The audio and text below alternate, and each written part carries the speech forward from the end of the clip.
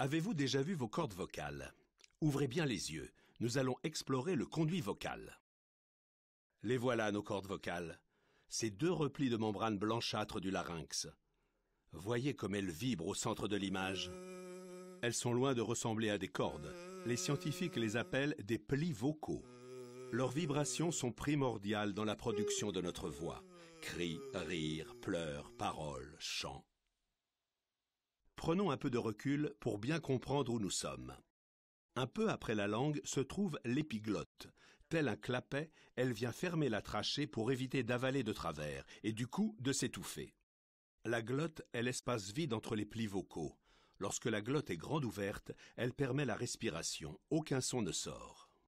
Lorsqu'elle n'est que faiblement ouverte, elle permet le chuchotement.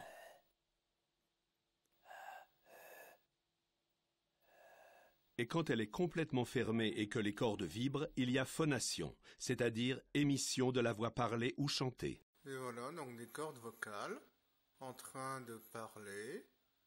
Et... Lorsqu'on fait un son aigu, les plis vocaux sont proches et s'étirent. Au contraire, lors d'un son grave, ils se détendent et s'écartent l'un de l'autre.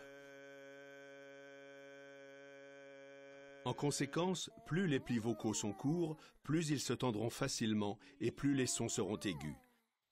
C'est le cas chez un enfant de 5 ans avec des plis de 8 mm. Inversement, plus ils sont grands, plus les sons émis seront graves. C'est le cas chez l'adulte avec des plis entre 9 et 13 mm pour une femme et entre 15 et 20 mm pour un homme. Voilà pourquoi les voix d'enfants sont plus aiguës que celles des adultes et les voix d'hommes souvent plus graves que les voix de femmes.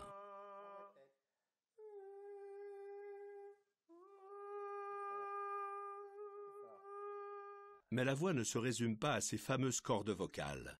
Si le larynx avec ses plis vocaux constitue le vibrateur, l'appareil respiratoire est la soufflerie indispensable à la vibration des plis vocaux. Enfin, notre voix ne serait pas ce qu'elle est sans les résonateurs, c'est-à-dire l'ensemble des cavités, pharynx, bouche, fosses nasales, qui vont permettre d'amplifier et de modifier les sons vocaux. Bonjour et bienvenue à l'exposition sur la voix. Les images du scanner IRM permettent de bien visualiser ces cavités et leurs organes articulateurs, comme la langue, les lèvres, le voile du palais, etc., qui permettent de prononcer tous les sons de la voix parlée,